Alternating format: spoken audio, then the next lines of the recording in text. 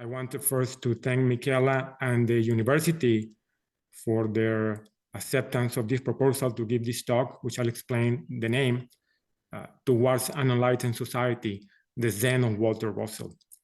And thanks for being here. If we can show the slides, let me share my slides. Let me share my screen. And okay. Let me know when you can. Okay, perfect. Well, you can see here the title of this talk is Towards an Enlightened Society, the Zen of Walter Russell. And I want to start with a quote. It is high time that the gifted child is recognized and prepared for leadership in the arts, sciences, industry, and statesmanship, purpose and objective of the University of Science and Philosophy. And I will comment on this later, the importance of this. A brief talk about myself. I am, as Michaela mentioned, I am the founder of the Zen Institute. I live in Mount Shasta, California, and a beautiful place. So I'm very inspired to be here. And since I moved to Mount Shasta, I have received many blessings, and one of them is to that's when I found the teachings of Walter Russell. Now, I want to start with this, showing this book, The 9 Ways of Creation, Quantum Physics, Holographic Evolution, and the Destiny of Humanity, by this Swedish scientist, Carl Johan Kalemann. And this book explains the quantum physics behind the waves of the Mayan calendar system and how their holograms share the human mind. Shows how throughout history, each revolution in human consciousness has been driven by the activation of one of the 9 ways of creation. Now, please, I want you to pay attention to the word waves. And as you know, Walter talks about waves a lot. That was his experience of how the universe works. Now, Kalemann, on the book, he mentions one of these waves. It was in the year 1999. It was a year that it was big changes for humanity. And I can attest to that because that's myself when as Michaela mentioned, I was 28 years old and I was working in a petrochemical company. And I am from Mexico originally, and I went to my first formal Zen retreat in a place called Tapalehue, which is a beautiful place, in May of 1999. And I met my Zen teacher there from Rochester. And I had a profound experience there, and I decided to quit my job that year and move to Rochester, where the Zen Center is, in August. So in only from May to August, I made big changes to my life. I quit my job. I left my country. I moved to the US and I moved to Rochester. So it's true what Kalemann said, that 1999 was a huge year for evolution of human consciousness. And that's also what Walter mentioned, that we need to align to this cosmic wave. So I did. I listened to that inner voice thanks to my meditation practice. So I moved to the Zen Center. The Zen Center in Rochester was founded by Philip Kapleau. He wrote a classic book, The 3 Pillars of Zen. He was considered the father of Zen in the West. He introduced Zen to Europe and to the United States, along with Suzuki Roshi from the San Francisco Zen Center, which I was training there. And I was there at the Zen Center. I met people from all over the world. And I have profound experiences there. So I decided to close the cycle, and I left after 7 years, and I went back to corporate in Charlotte, in North Carolina. Now, I want to mention that in Charlotte, I began to volunteer with children at a place called A Child's Place. And during the training to the volunteers, I learned that while the parents are working in Walmart at night, the children are sleeping in the parking lot in the car. And I said, well, how is this possible? This is not right for children to sleep in a car. And then I moved to Sacramento, California, and I began to volunteer also at the Sacramento Children's Home. I witnessed deeply abused children there. And then at the same time, I began to teach Zen Buddhism at the Folsom State Prison, one of the most difficult prisons in the US and one of the most ancient ones, one of the oldest ones. And it's known as the Johnny Cash because Johnny Cash was there singing. He offered a concert to the inmates there. And I mention this because in my experience, if you want to understand the problems in society, go to an orphanage and go to a prison to understand the human mind and what kind of problems do we have and what can we do. Now, when I moved to Mount Shasta, I continued my volunteering work and I became what is called a CASA volunteer. CASA means court-appointed special advocate.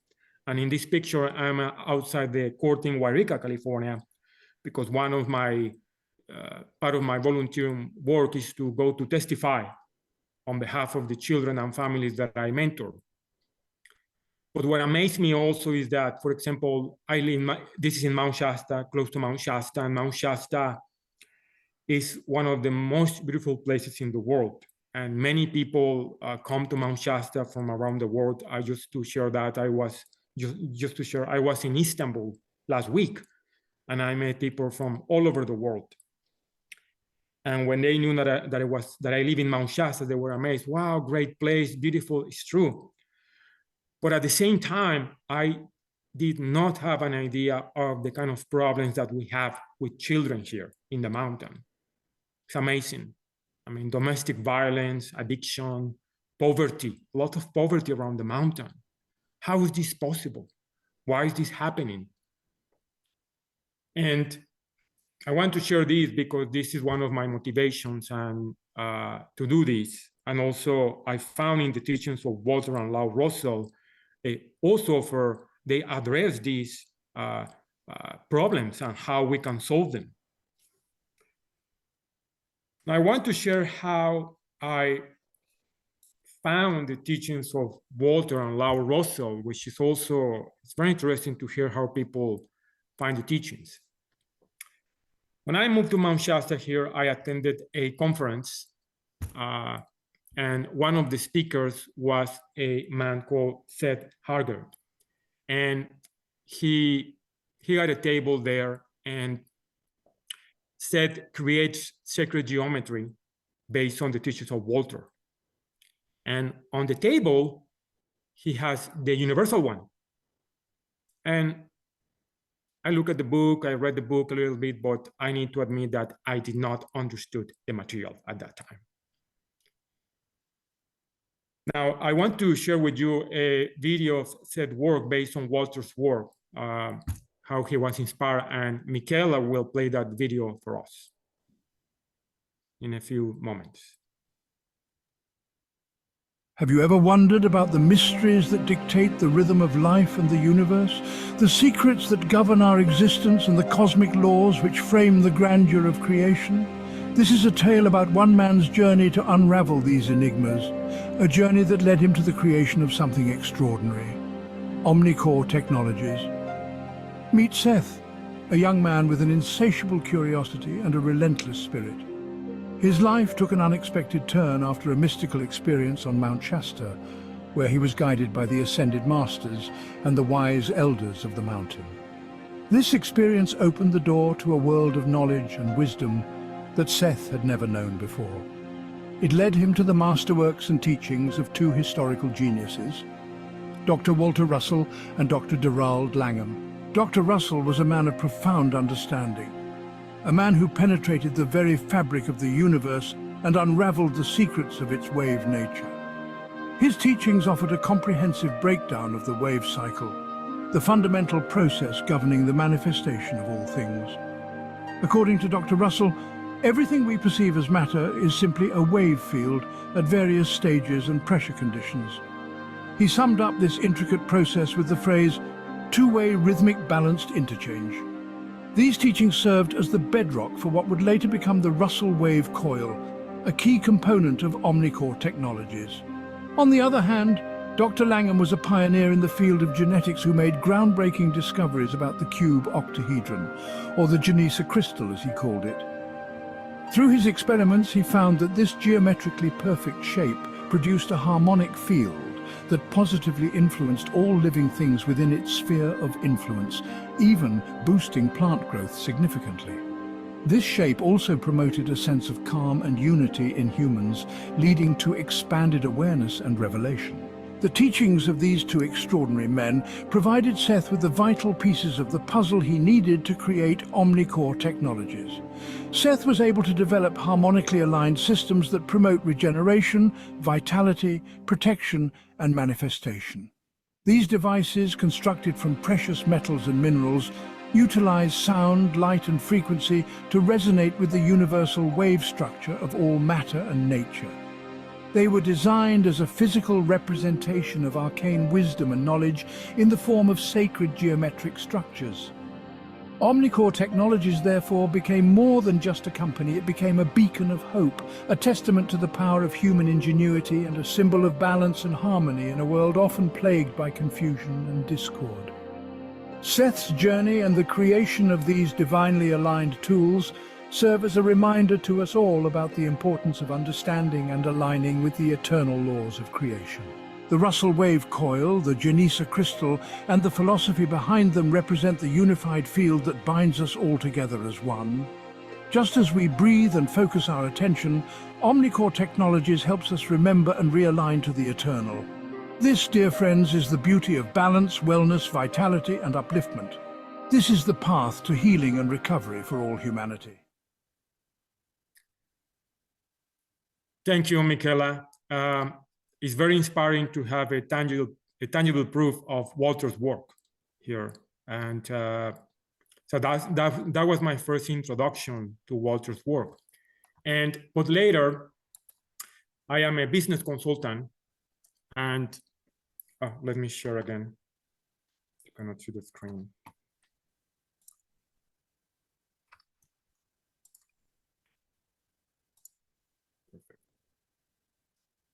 Now you can see the screen. Thank you. I am a consultant, and part of the readings that we were suggested is this book, Psycho-Cybernetics, which is a great book about self-image psychology. When this book was published, it was a revolution in the 60s. It's a very important book, very useful for self-transformation. Now, this book mention the man who tapped the secrets of the universe. And for some reason, I was attracted to the book. And I ordered the book, I began to read the book, and then I remember, oh, this is Walter Russell of the Universal One. And I made the connection. And from there, I began to study more. I ordered the home study course. And then the rest is history. I'm here now, very inspired by the work of Walter Russell. How important for us now is his work. Now, all down the ages, the seekers of light have asked of illuminates, how can I be illumined with the light? This is from the Russell's Home Study course. They asked if of Buddha, and he instructed his disciples in language which they could apply.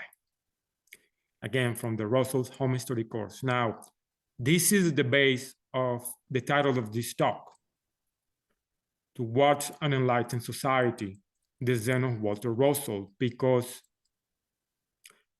when I began to study and apply the teachings of Walter, I found a lot of similarities with the greatest Zen masters. One of the goals of the Zen tradition is to awaken society. And we all know that are familiar with Walter's and Lao's heritage, that's one of their goals. That was one of their goals, to enlighten society. And obviously, the Zen masters, the genuine Zen master, reach cosmic consciousness, same as Walter. The reason for me was easy to understand his level.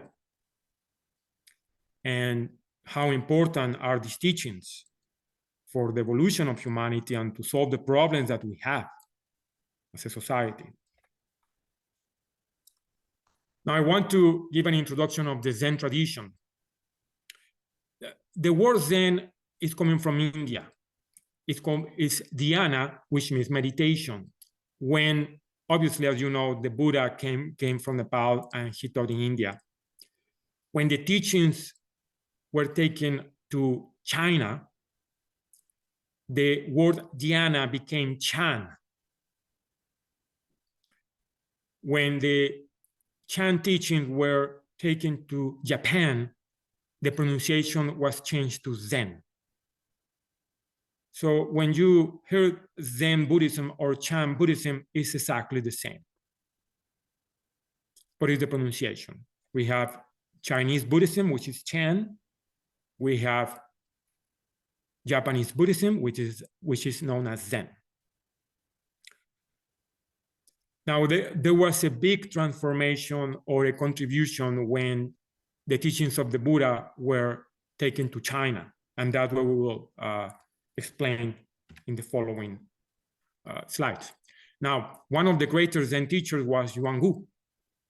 And Yuangu said, Yuangu was a public spokesman for a tradition of wisdom that he saw coming down from time immemorial. In Yuangu's Zen tradition, or Chan, the man usually considered the historic founder of Buddhism was seen as just one Buddha, in a long line of enlightened ones, extending back before history as we know it. So the word Buddha means the awakened ones, a person that has awakened to their cosmic consciousness, as Walter did and Lao did. And normally people relate Zen to the Buddha, to this figure, but no, there were, before this human being that lived 2,500 years ago, there were another human beings also awakened. But Sakyamuni, or what's called the Buddha, he was a great teacher. As we saw in the previous quote that Walter mentioned in the Home Study course, that this Sakyamuni was able to put in an easy way to understand cosmic consciousness, and he created a map to do it. So that is the reason Buddhism or Zen or Chan is associated with the Buddha. He was a great teacher. Now, everybody agrees that the golden age of Zen was in the Tang dynasty. This book, called The Golden Age of Zen, clarifies the profound understanding of Taoism and Zen in their essential relatedness. It's important here to understand the history. When the teachings of the Buddha were taken into China, at that time, China, the Taoist was very strong. So what many Zen masters were Taoists, and they combined the teachings. And that's when we can understand, and I will show you, that's how Zen became the golden age, because it was combined with the Taoist teachings. Historians generally regard the Tang dynasty as a high point in Chinese civilization and a golden age of cosmopolitan culture. From the Tang dynasty was between the years 618 and 907. Now, here is very important to, in my opinion and in my experience, whenever there's a good economy, a good technology, there's advancement in civilization. It's so important.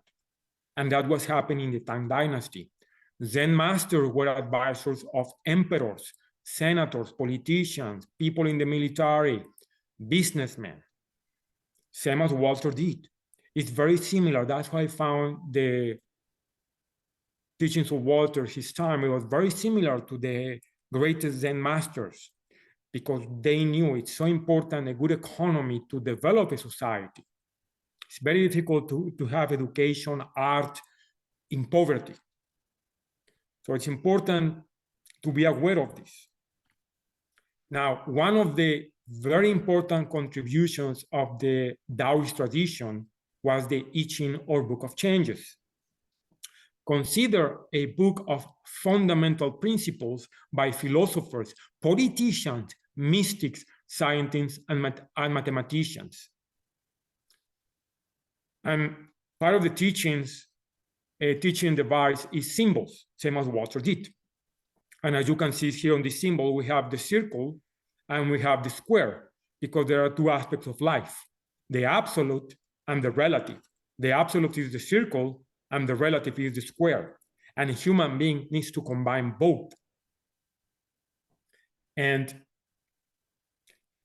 here in the following slide, the Zen symbol that is known as the Enzo, it says here, a circle of vast space, lacking nothing and holding nothing in excess.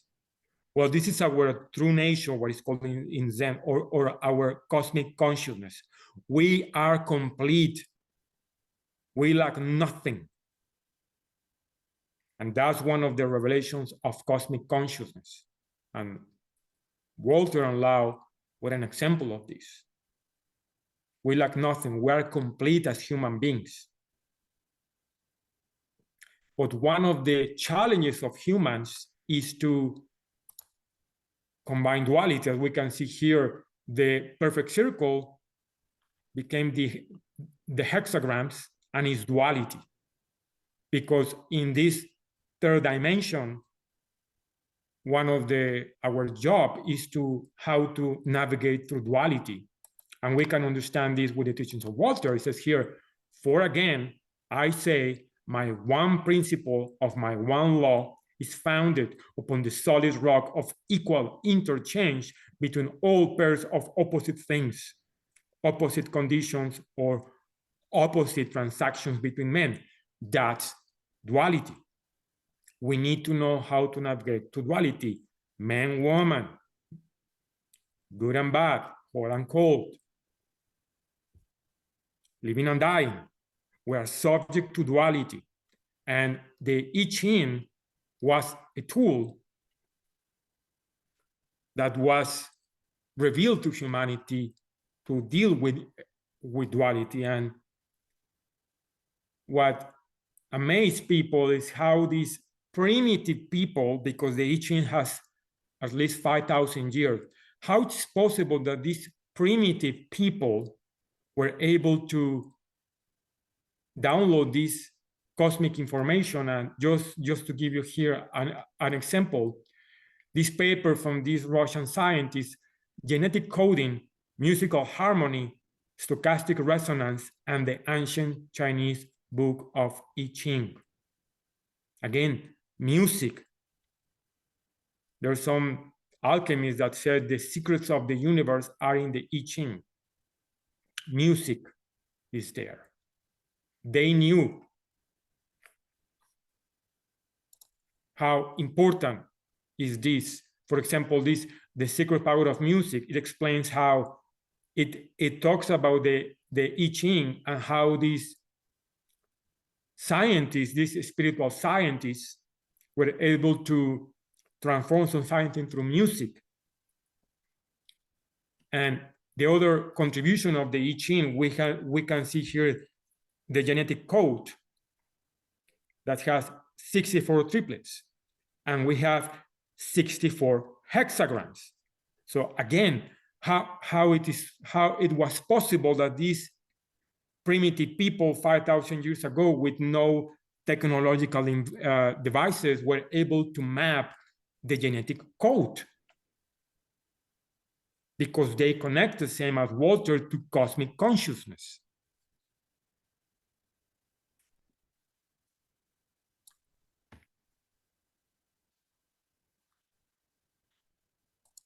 The creations of genius are immortal and endure forever, while sense-created works of mass man are soon forgotten. Again, Walter and Lau Russell. This is the goal of these teachings. The university, that's the goal, to create geniuses that the contributions of these geniuses last for millennia. As the work of Walter and as the I Ching, this is an example. These human beings connected with cosmic consciousness. And that's how we can bring all these tools for the development of society. And people normally think that the I Ching is a divination tool. That's one use, but when Carl Jung, the Swiss psychologist, saw the I Ching, he said, this is not an oracle device. This is the map of the subconscious. Inspired by Carl Jung's insight into the psyche and research for more than 60 years, it presents the I Ching as a psychological tool. The symbols interact with our minds the way dreams images do.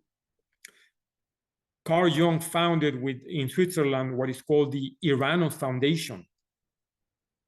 And for 60 years, they created this version of the I Ching because to understand the psyche. And again, how is it possible that these primitive people 5,000 years ago were able to map the subconscious? Where is this coming from? It's cosmic knowledge. But we need to prepare the mind. You need to have certain kind of preparation, attitude, how to understand the mind to achieve this level.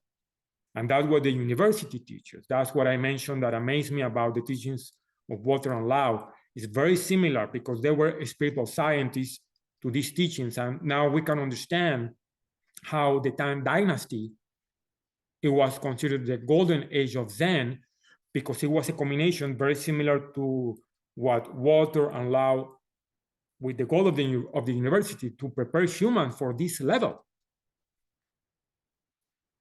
At that time, we have in Taoism the complete reality school of Taoism, emphasized the harmonious development of the physical, social, and spiritual elements of human life, known for its constructive involvement in the ordinary world, as well as for its production of mystics of high attainment.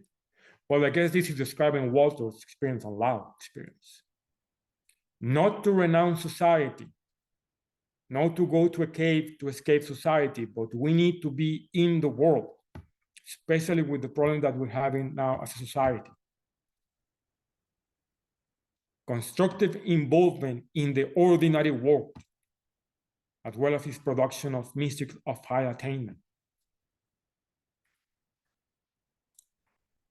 Men and women whose minds are illumined with the light of higher cosmic knowledge will give to civilization that grace and charm which are the natural attributes of cultured thinkers. Again, we see how important is this. But the key for this is to bring cosmic knowledge. For example, here one of the contributions at that time of the Taoists, at that time and in the Tang dynasty, that realization is based on how one lives one's life in interaction with the community, family, religious group, monastery, state, and cosmos. Ethics and morality, as well as the creation of community, emerge as a central in the Taoist practice. Very, very similar to the university. And in this book, Cosmos and Community, from this scholar, Livia Kohn, the ethical dimension of Taoism, it explains how that time, the whole society was attuned to the cosmos. And we can understand why then their advance at the economic level, society, high achievement in spirituality is very difficult to achieve very profound knowledge of cosmic consciousness without ethical values. And we know that Walter and Lau were very adamant on that. It's almost impossible for a society to be degenerated and achieve cosmic consciousness. So the Taoists knew that. So they taught and they modeled society based on cosmic knowledge. And we saw at the beginning with the Mayan calendar, with this book of the 9 ways of creation, that in the year 1999, it was a big wave of evolution for humans, and I myself attuned to that. And that brought me here. It's one of the best decisions that I took in my life. I listened to that internal voice thanks to my meditation practice, and I was able to listen to that voice and took that risk. Now, I want to introduce yourself one of the greatest Zen teachers, Wei Nung. Wei Nung is considered one of the most important teachers in the Zen tradition, and I found a great similarity with Walter, because as you can see here on this book, the Diamond Sutra and the Sutra of Wei Nen. Well, first, what is a sutra? Sutra is the body of the teachings of the Buddha. Now, it's important to understand that the Buddha, or Sakyamuni, he never wrote anything, because he said Zen is known as the doctrine beyond the words. This has nothing to do with the intellect. Now, all the teachings of the Buddha, when he was teaching, were recorded by the students. And the body of the teaching is called sutras. Well, this teaching went on. His teaching were so important that they also become a sutra. Now, why compare this to Walter? Because Wei Nung, he did not know how to read or write. And in spite of that, he became one of the greatest Zen teachers. And we know, based on Lao's life, he left school at the age of 10. And the question is, where did he receive that knowledge? It has nothing to do with the intellect. Now, the intellect is important. I'm an accountant. It's important to do budgets, to take decisions, but there is something beyond that. And we can see in the cover of this book that Wei Nung, he's portrayed as he's stirring up the scriptures, because at that time in China, it was part of the practice of the monks to memorize the scriptures. And that was considered like a high achievement. And Wei Nung came and said, no, this has nothing to do with the intellect. It's useless. Cosmic consciousness is not based on the intellect. You need to go beyond the intellect. And now we can understand this, and he's really portrayed this very simple mind, but in spite of that, with no formal education, same as Walter, with no formal education, he achieved a very profound level. And we can see there's a sutra attributed to his teachings. He was advisor of emperors, senators, people in the military. So same as Walter. So it's important, and that's why I mentioned the similarity with the greatest Zen teachers with Walter achievement. Now, part of the Zen tradition is leadership. They were very adamant in teaching leadership, because cosmic knowledge gives you power, and humans get easily corrupted. It's a problem. So in this book about Zen lessons, the art of leadership serves as a study of the character and conduct necessary for the mastery of any position of power and authority, whether religious, social, political, or organizational. Why? Because Zen masters knew, similar to Walter, they were close to people in power, and they knew to be in power takes a lot of responsibility. It's not easy. And the emperors at that time, they knew about that, and they invited the Zen masters to teach the ministers, because they were taking very important decisions for the development of society. As you can see, it's like a big puzzle, it's a map that, because having access to this knowledge is going to give you power. And if you do not have a strong ethics, you can manipulate people. And that's the problem that we're having now. Being a Zen teacher takes many years. At least the training takes 20 years. It's very demanding, because they knew. I can share that my mother is Cuban, and my relatives tells me how Fidel Castro, how he achieved his power. He was very eloquent. So that's an example that a human being that achieved high position in power, he was able to deceive a whole country, and the rest is history. Zen masters knew how being in power takes a lot of responsibility. Objective criticism, particularly self-criticism, is an ancient tradition in Buddhism. Zen Buddhism is an impersonal pursuit of the liberating effects of this practice. It's very important to observe yourself, and that's one of the goals of meditation. When you go into silence, you start to penetrate into the subconscious, and that's what, as Michaela mentioned in the introduction, based on this, I began a study of the subconscious mind, how it's important to understand the subconscious mind.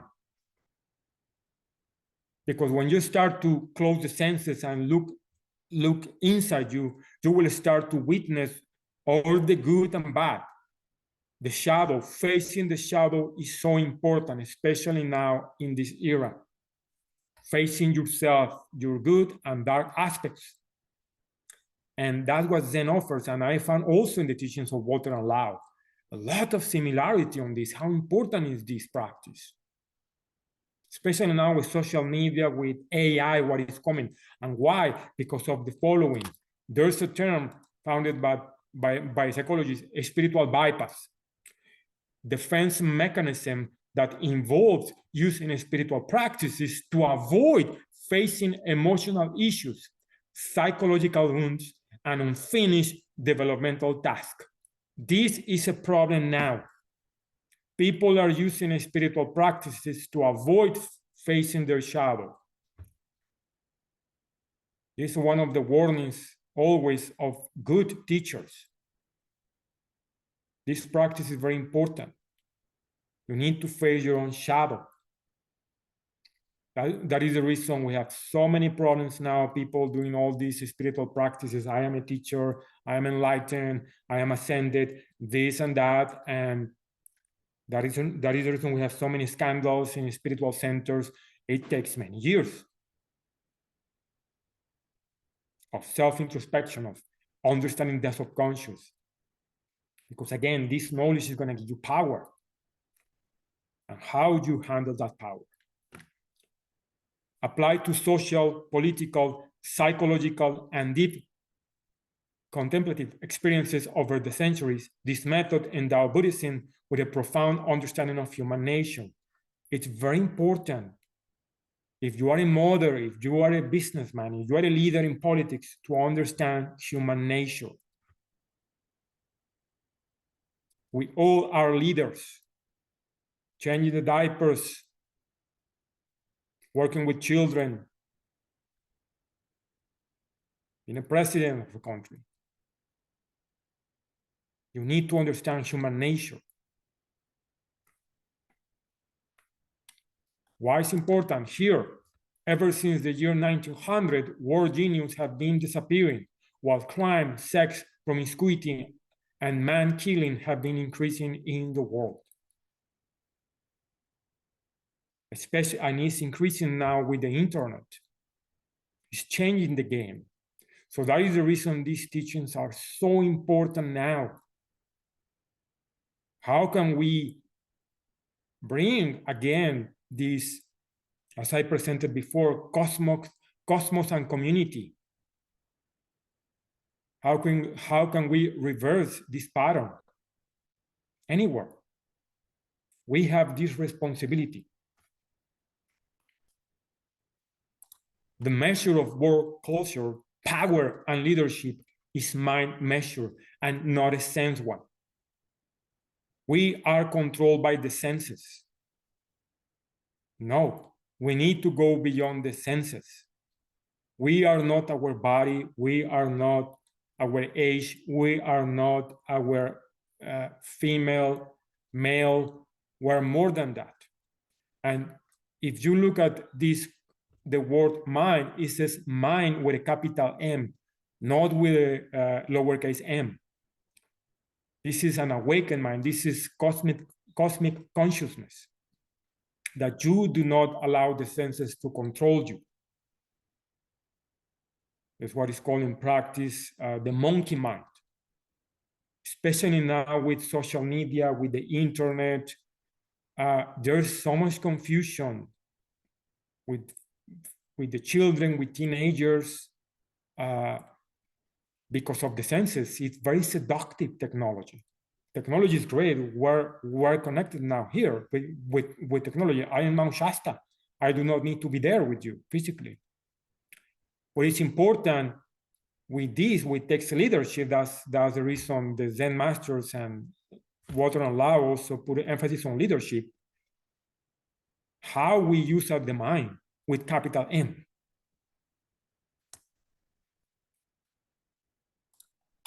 Illumination into cosmic consciousness is the ultimate goal of the human race. That's the goal. We need to connect with cosmic consciousness.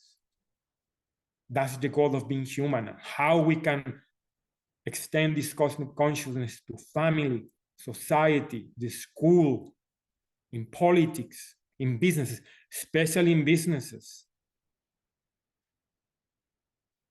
How can we apply this cosmic consciousness and adapt to that? It's not easy. That is when we need leadership skills. I'm a business consultant. I work with businesses also. I work in a Fortune 500 company. We can bring this. And as we saw, as I presented in the Tang dynasty, they were doing this. That is the reason the Zen, the golden age, was during the Tang dynasty. Politics, it was good economy, knowledge, art, music, same as Walter. Art, music is important for the development of a society. And here, the examples here, we have these human beings that with no formal education, which is important, but they did it. Why none? As I mentioned, he was advisors of emperors, senators, military, general, businessmen, families. He didn't know how to read or write. And Walter Rosser, he left school at the age of 10. And he brought this profound knowledge. And here, important, universal law, natural science, and living philosophy. The other problem that I see, which is one of the problems that we have as a society, is we are not respecting nature. And the basic of Walter's teachings and also of the Zen tradition is to honor nature, to respect nature. There are many secrets in nature that we do not know because we do not respect nature. And especially the problem now with technology. People are glued to the cell phones, to technology, and there's a separation from nature, which is a problem. That's what I value living in the mountain. For me, it's a great teacher living in the mountain. Because in my experience, I see technology is important, but we're paying a high price with technology if we do not know or we do not put attention to the importance of being close to nature for our development. Because this is a living philosophy. This is cosmic knowledge that we need to align to cosmic knowledge. And the secrets of the cosmic knowledge is in nature, observing the cycles, being attuned, being close. Go to a forest, go to a park, have a hike. Because many of the problems that we have in society, especially in businesses, there is no respect for nature. And with that, I want to thank you for listening and for being here. Thanks again to Michela and the university for their openness to offer this presentation. Relax, relax, relax. Ask for more.